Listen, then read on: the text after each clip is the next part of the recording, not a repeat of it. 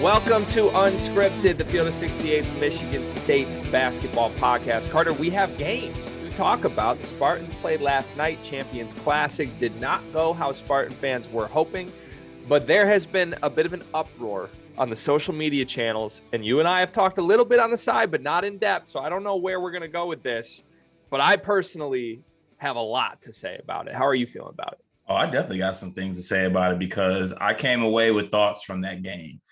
And the narrative that I was seeing from other Spartan fans, Spartan Nation in general, I'm not going to lie, it was irking me a little bit. We're going to get into it a little in depth, but just as a little teaser, I actually saw some dialogue today that AJ Hoggard has a little Cassius in him maybe. And someone followed that up with a rebuttal saying that, I don't know, I see a little bit more Mateen Cleaves in him.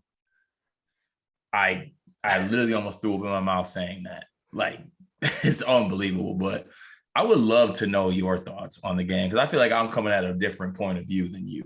Yeah, let's start with the game itself. And I guess to preface it, a couple things I'm obligated to say. We're both wearing the same shirt right now, and that was unplanned. All my homies hate Dan Dockich. Go ahead and get yours at the Sleeper store. There is a link somewhere. I don't know where it is at this point, but it's in our bio. Just go get it. Carter and I are also coming off of a 2-hour happy hour session on the Field of 68's After Dark all day live show. It was an awesome event. Shout out to everybody who was involved. Shout out to Dagan, the producer, who absolutely killed it. But also, like, we wrapped up that happy hour, treating it like a real happy hour. I was drunk. I don't know if you were. We haven't really talked about this. I was drunk when that ended because I'm going to do my job and drink. If we say we're going to drink, of course I did that. Now, the drunkenness sort of settles in around halftime of the Michigan State game, which is tough. I took to my Twitter fingers and decided to start tweeting about Michigan State. And I was very quickly brought up to speed on what it's like to have a dialogue with Michigan State fans in the middle of a game where I disagree with most of what the consensus fan base sayings were. So I got some flack. I stand by over half of the things that I said. We'll get into that, but there are certain ones that I've since come around on from a little more evaluation with a sober set of eyes today. So we'll talk about it all. Let's start with the game first, though. Michigan State kept it close in the first half, very back and forth first half. Kansas ultimately just proved a little deeper, a little more talented, in my opinion, than this Michigan State team. Ochai Agbaji was the best player in the game. I mean, you could probably start and end there. They had a true scorer who was able to go out and get 29 points last night.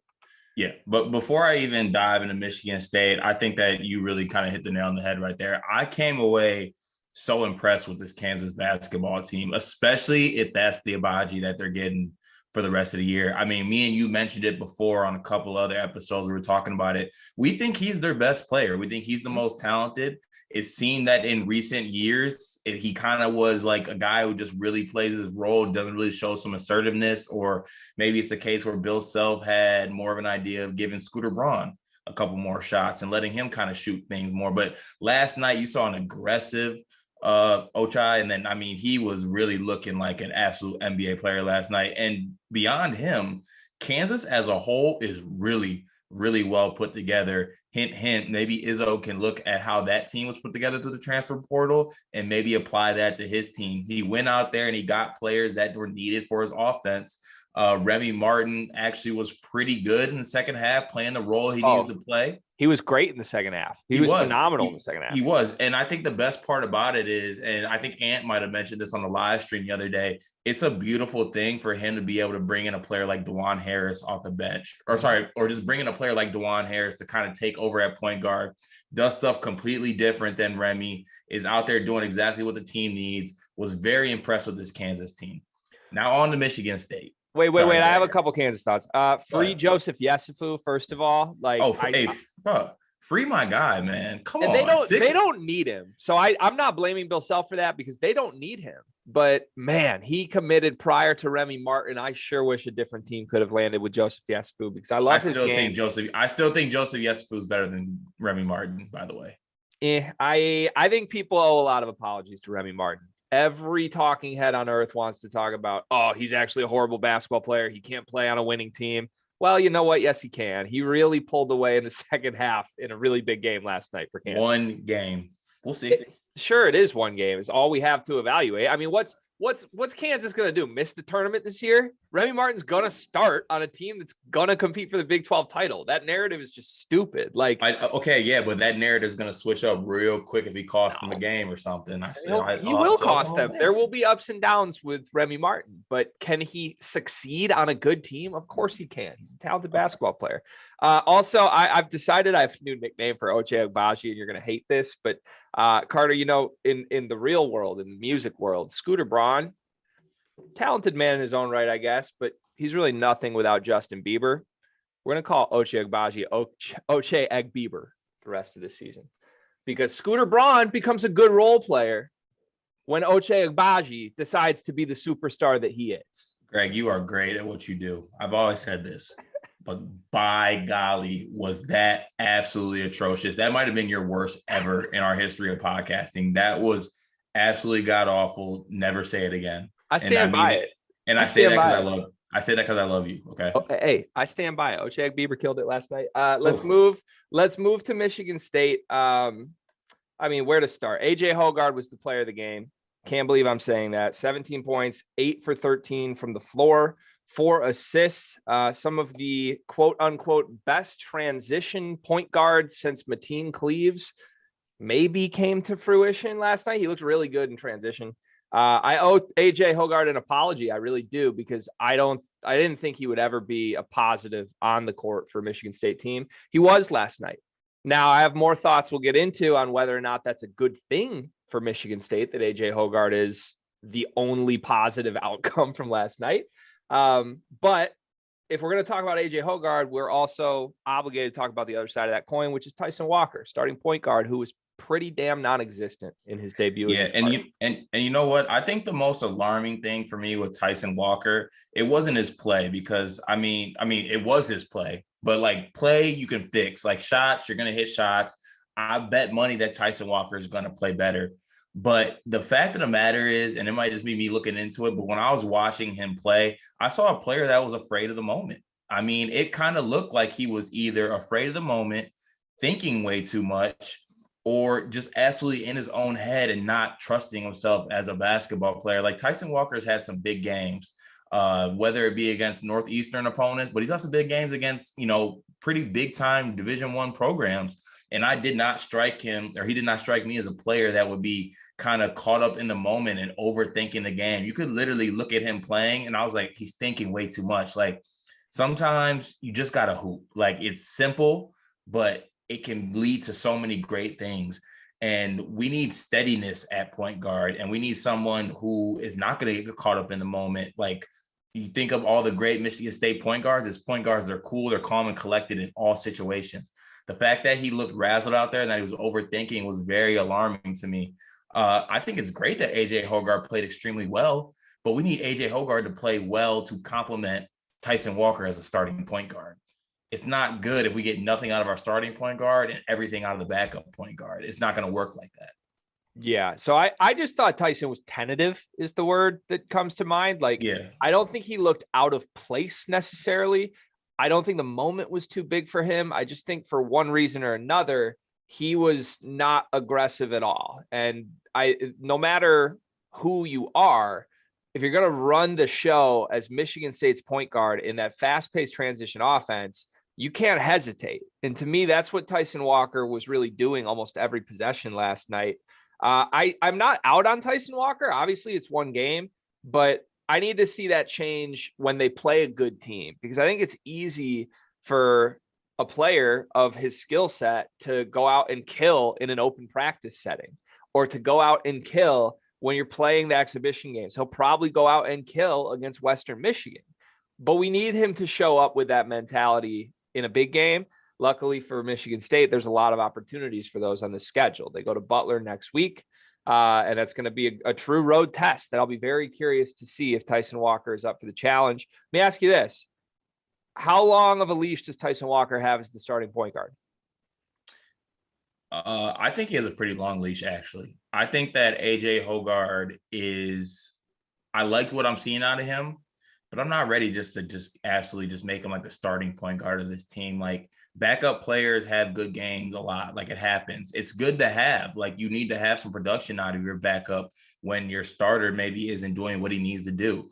Now, Tyson not doing what he needs to do cannot lead to like 2 points, 4 fouls, like no assists. Like, I mean, he had a really terrible statistical game, and he looked out of place to me. But I think that he has a pretty long leash. I'm not ready to give AJ Hoggard the keys to this team by any means or any stretch of the imagination. Do you want to go to some of the public comments on AJ last night now, or do you want to save those for the latter half of this and go to the other positions? I'll save it to the latter half. But the last thing I do want to say about Tyson Walker too is, like, literally in my experience as being a basketball player, like, you have like these moments where like these coaches try to say things to you, or your teammates try to say things to you and tell you what to adjust and tell you what to do. But literally, sometimes it really just takes you looking at yourself in the mirror or just talking to yourself and saying, like, dude, just go hoop. Like, act like you know how to play. You know how to play, obviously.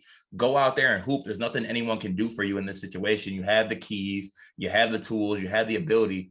Just go hoop. You can do it. Be confident in yourself. Tyson, I hope you see this. You're a hooper. Go do you. All right. But now we can move on. Had to get that on my chest. All right, let's move to kind of the 2 guard and the wing spots. Max Christie was the starting 2 guard last night, 3 for 10 from the floor, 2 for 4 from 3, a very willing shooter. I thought he took some semi-contested shots that would be bad shots for other players that are not bad shots for Max Christie. Let's make that very clear. Max Christie needs to go out and hunt shots. He did that last night. They didn't necessarily all go in, but I liked that mentally from him. He finished with 9 points, 0 assists, 3 rebounds, played 31 minutes. He led the team in minutes last night, which is a good sign. What'd you think of Max in his debut? I thought that was great, honestly, because that's what I want from Cormac in every single game. I need 10 plus shots, 30 plus minutes. There wasn't one shot that he took that I was like, no, that's not it. I honestly thought we could have gotten some more shots. It really seems that at this point of the year, we're a little reluctant to run things for Cormac. I saw a lot of things trying to be run for Gabe, which I'm not mad at, but I would like to see a lot more things with Cormac coming off of screens, maybe some pin downs, having the ball in his hand a little more. But to be honest, I really liked all the shots that he was getting last night and all the shots he took. I'm not really worried about him. We need him to be a 30-minute a game guy. We need him to be a 10 plus shot a game guy. He needs to be that guy for this team. So I was not upset with what I saw from Cormac last night. If anything, I was, I think it's a positive. Yeah, the biggest number to me was 31 minutes played. I mean, you just need that man on the floor. I think you're right. They need to do more with the ball in his hands. The one thing that I would say visually was very apparent was he was very much an off-ball player in that game. He still got a lot of shots. It felt like the team was, consistently looking to get him the rock off the pass. He was really good at relocating. Like, Hoggard had some really nice, like, penetration, jump stop, kickouts after Max relocated. I think that's a great staple of this offense in the half court that we should look for all season long. But this team really lacks some dynamic on-ball scorers, which, again, that's part of the point guard problem right now. Max Christie is the only option on this team to be a go-to guy that can create offense for himself off the dribble. So we're going to need to see that. If he's playing 31 minutes entirely off the ball, it's a little dicey. Hopefully by the end of the season, they start to work him more into some pick and roll opportunities and just really go let him have some freedom to be him and get a bucket. If you haven't signed up with BetRivers yet, now is the time, because they're offering a special $250 match bonus for your very first deposit. What sets them apart, though, is that they require just one playthrough to turn your bonus into cash money. That's rare, Carter. I know that's rare. We've been around the betting world before. That doesn't happen very much. With their new Rush Pay instant approval, withdrawing your winnings is safer, is more secure, it is more reliable. And with basketball season tipping off, you can get in on the action by going to betrivers.com today or by downloading the BetRivers iOS app. You must be 21 years or older. And if you have a gambling problem, you better call Carter Elliott. Just kidding. You better call 1-800-GAMBLER. Cart, you love BetRivers. I do love BetRivers. I mean, like you said, I've been through a lot of sports books. Take it from me. Greg knows this. Me and him both have been to a lot of sports books and used a lot of sports books. BetRivers is high quality, high class. We use it ourselves. And, instead of maybe working hard at work to get a raise, download that BetRivers app and let's take advantage of some of these lines at the start of this college basketball season and let's win some money, baby. To the other veterans on the wing, Joey Hauser, Gabe Brown, pretty much the same players they were last year. Joey Hauser, really the exact same role player he was last year. Gabe Brown, more minutes, some pretty empty numbers, I would say. He finished with 10 points, 4 for 9 from the floor, 2 for 5 from 3. I'm not sure that I see a jump from either of those guys coming, Carter. I think I'm most disappointed in Joey Hauser out of every player last night. I don't want to say this, but can we really even expect anything out of Joey Hauser except being able to hit some open shots? Like, yes. At this point, all I expect for him is to hit 40% from 3, because I feel like I can't expect him to do anything else. If he tries to dribble, he loses it. He's very weak with the ball. He's not really a rebounding threat. Yes, he is. He pulled in more rebounds than the centers. That doesn't mean same. Anything. They all had 7 boards, but like let's not act like Joey Hauser can't rebound, because he literally has been a very strong rebounder his whole career. The optics of Joey Hauser tell a totally different story than what he is. He missed a couple of threes last night. If he shot 2 for 3 from 3 instead of 1 for 3, everyone's going to act like he had a good game. Instead, he had a bad game. Joey Hauser can't defend. That's not changing. Like, that's a problem that if you're going to need Joey Hauser to play 30 minutes a game is a big problem.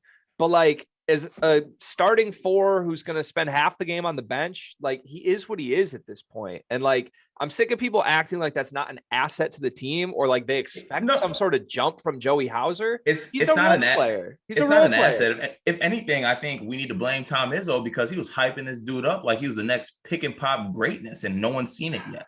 Look, I think this applies to both Gabe and Joey. They are role players. Okay. They can be very good role players. They really can be.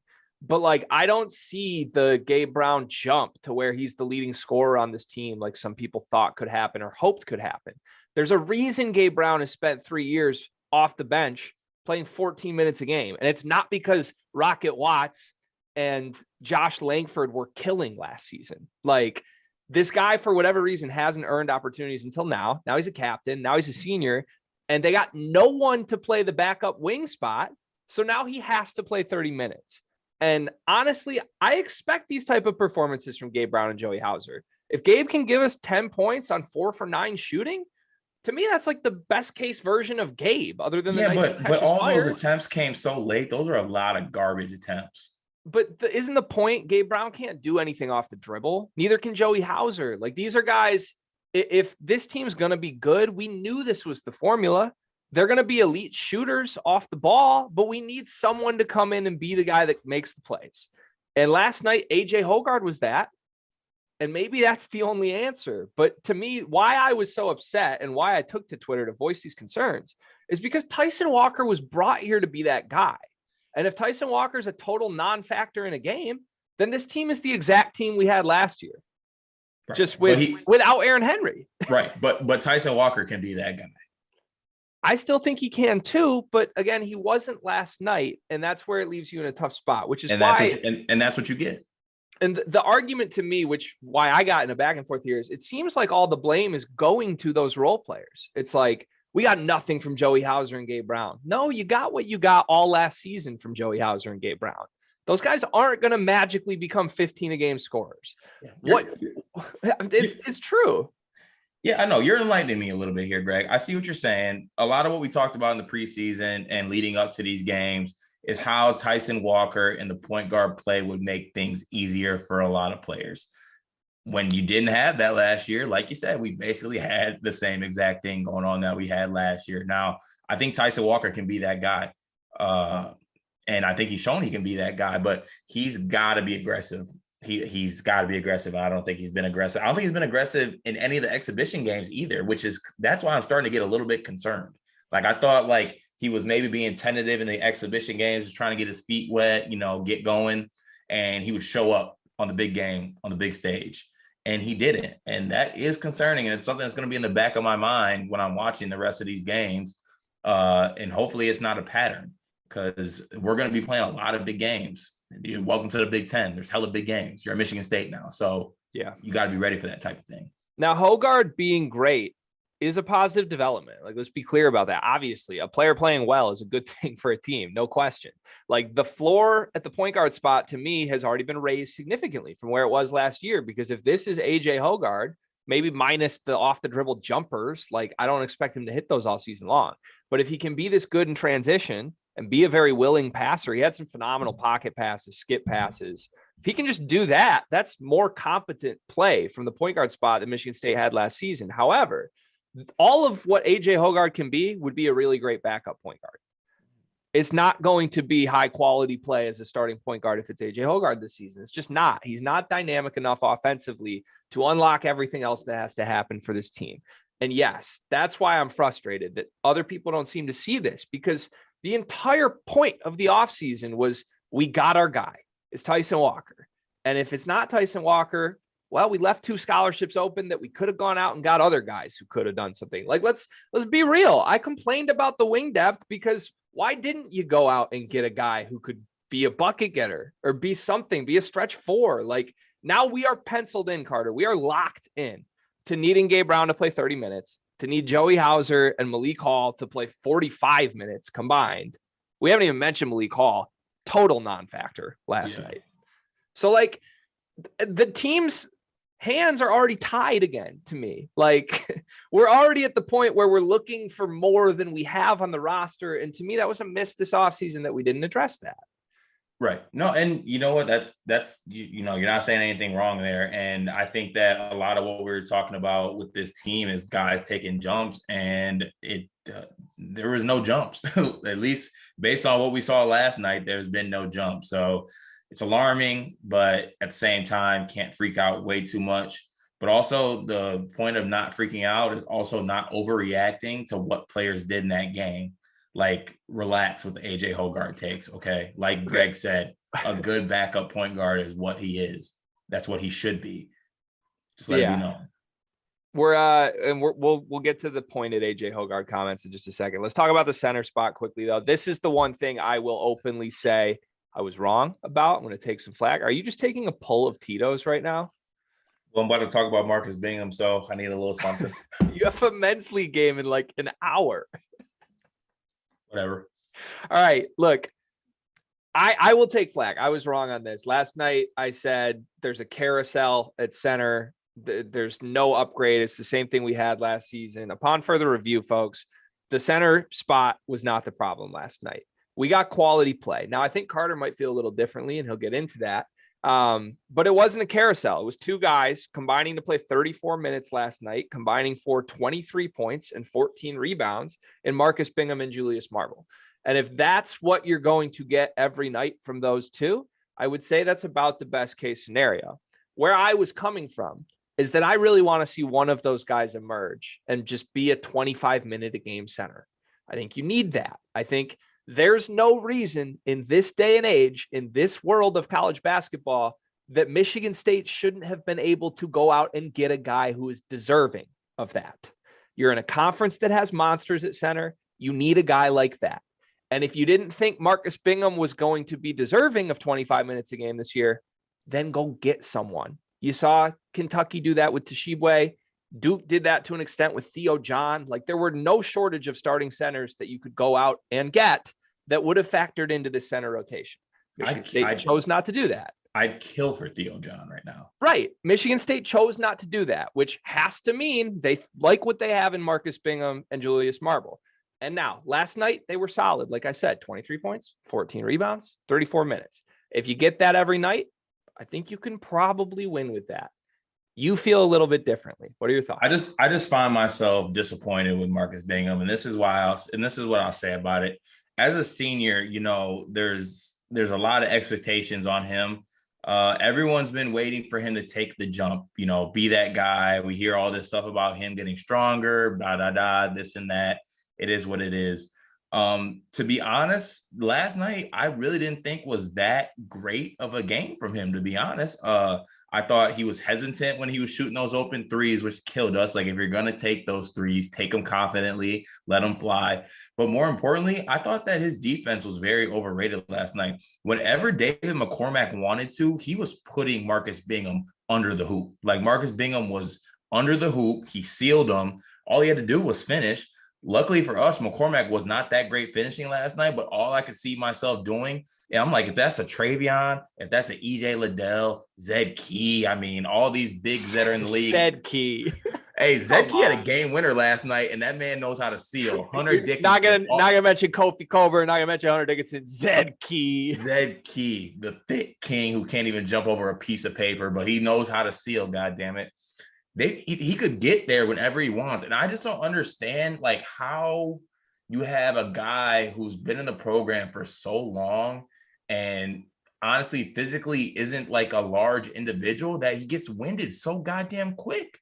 Like he literally can only go in 5-minute spurts without and then he's tired.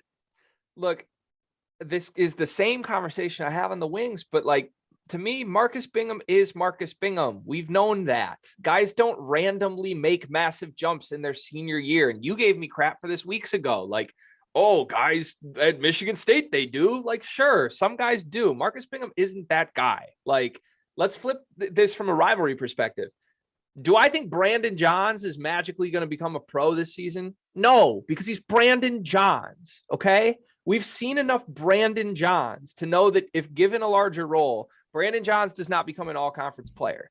And that's what you're looking at on a Michigan State team that relies on big roles from Gabe Brown, from Joey Hauser, from Marcus Bingham. If any of those three have a jump to make, it's Joey Hauser to me. And he's not doing it. So still wait and see there. But like Marcus Bingham is what he is. And if he gives you what he gave us last night in 18 minutes, he's still the best center on the roster. But to my point about the point guard spot, that's not a good thing.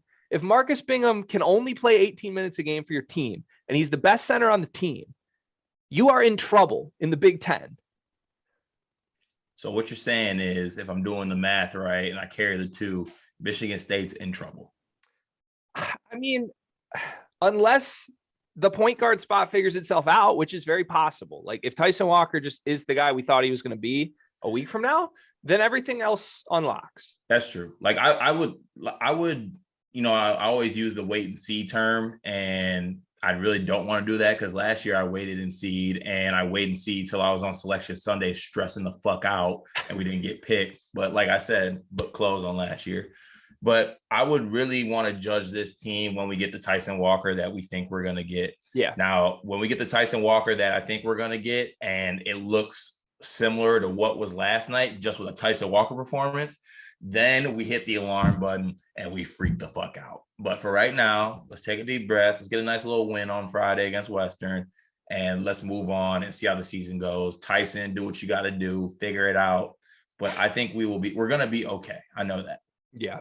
The biggest moment last night in the game, though, was Marcus Bingham takes, I want to say it was a transition three at the top of the key, clank, still like a 2-possession game at this point, runs down, fast break, Ochai Agbaji pulls up, Bingham doesn't close out. Bang. Bang. 6-point swing. To me, that's Marcus Bingham. Is that an IQ thing? Not necessarily, but like just weird decision-making, weird result. And it'll be interesting to watch. I do think the fact that it was two guys and they played pretty evenly minutes is a step forward from what Izzo did last season. At least he's not inserting Sissoko here, you know? Yeah, no. And the last thing I'm going to say with the Marcus Bingham thing, even though you can shoot threes, that doesn't mean that that's what you need for the team. Like, I wasn't necessarily a terrible 3-point shooter in college, but damn it, my team didn't need that, so I didn't shoot threes. We don't need threes from Marcus Bingham. It's not going to do anything. Even if Marcus Bingham was to hit 1 or 2 of those threes, I promise you on everything I love, Bill Self is saying, you're good. Like, we'll live with that. Like, you don't have to close out on that, McCormack. We will be okay.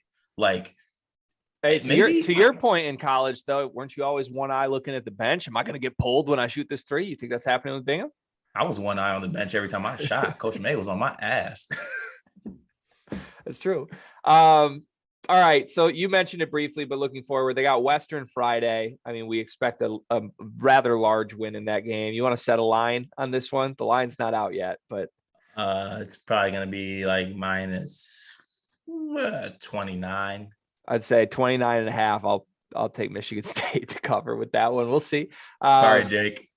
And then they've got Butler a week from tonight when we're recording this, Wednesday next week. I am actually going to Hinkle. I haven't even told you that, Cart. I will be in Hinkle Fieldhouse. Little credentialed press row for the boy. Hey. Shout out to Michael Lofton. So Sleepers Media will have a presence at that. Carter won't be there because he has much more important things to attend to. His wedding next weekend, folks. The event of the year. We'll see y'all there. But we'll probably have another episode dropping, I would assume, before that Butler game. So we'll at least get to talk, hopefully, a big Michigan State win.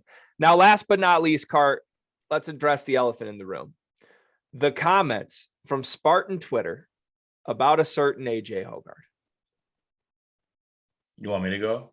I feel like, don't you want to go? This is your big moment here. It is. The absolute disrespect.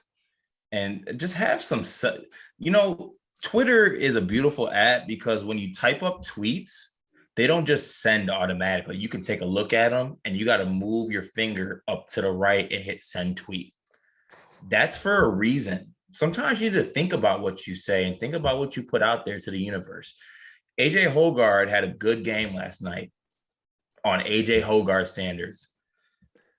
Just because a player has a good game doesn't mean you got to run back to the state archives and compare him to every great Michigan State point guard that we have. He's AJ Hoggard. We need him to be AJ Hoggard. We need him to be a good backup point guard for this team. If he's our starting point guard, we are not going to have a good year. I promise you that. Yeah, the AJ Hoggard hype reminds me of like 7th grade, like youth school ball basketball, where like there's some kid that takes all the shots and the coaches think that he's the best player. And then like all the role players get jealous and they're like, well, why am I not taking all the shots? Like AJ Hoggard's not a star. He's not going to be a star. AJ Hoggard can play well for AJ Hoggard, and that will make an impact on this team. But if AJ Hoggard is the only option at point guard, that's problematic. And 2, if I see anyone mention Cassius Winston's name in the same sentence as AJ Hoggard again, Carter. I'm blocking you straight up because that's just you don't obviously you don't respect yourself if you have those type of thoughts. So why would I respect you with a follow? Where does it stop? Marcus Bingham really reminded me of Adrian Payne last night. I saw a lot of Miles Bridges and Gabe Brown, didn't you? Like, bro, even that Marcus Bingham reverse layup, dog, you are 7 foot. Dunk the damn basketball. I can make one promise to you, Carter, and I'll promise you this on our friendship, on our Sleepers Media relationship right here. I'll promise this to the people. Michigan basketball is about to tip off in just a moment here. I'm going to watch that game. If Devontae Jones is horrible tonight, if he scores 2 points in 20 minutes and he just is terrible, and Zeb Jackson comes off the bench and scores 17 points, I promise I will not be comparing Zeb Jackson to Trey Burke. I will not be comparing him to Jalen Rose. And I will not be running around on Twitter talking about how Michigan found their point guard in Zeb fucking Jackson. Know your role, know your team's players' roles, and let's all calm down a little bit about AJ Hoggard. Damn it. We good? And it's not fair to AJ Hoggard either. Sorry, last thing. Like, we're over here holding him to the standard of a Mateen Cleaves and a Cassius Winston. That would have been Cassius's worst game. For the love of God. It's okay. It's going to be okay. It's going to be okay. All right. Everyone will be all right. Look forward to these next couple games. We'll be back with another episode of Unscripted next week. I'm not sure if it's going to be me and you. Might get a guest. Might get a Spartan dog. Who knows? But you're going to pull an unscripted episode without me and you're going to get a Spartan dog guest. You've had so much success with that over the last year and a half. You getting guests was as successful as Tyson Walker last night. All right. On this note, Carter, I feel like I've brought too much negativity to this broadcast. I'm sure I'm going to get shit for it from whoever listens to this. I probably alienated all of the listeners to this already by now.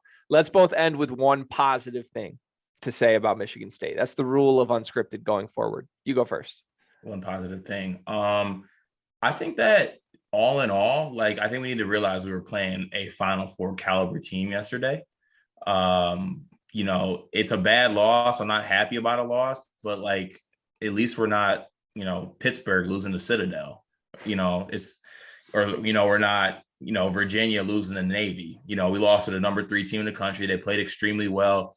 And all the problems that I saw with Michigan State last night are fixable in my eyes. I think it's fixable with a Tyson Walker, who is exactly what we expected. Last year, we didn't have any solutions. This year, I think we have solutions. It's just time for them to play like the players they are. So we'll be okay.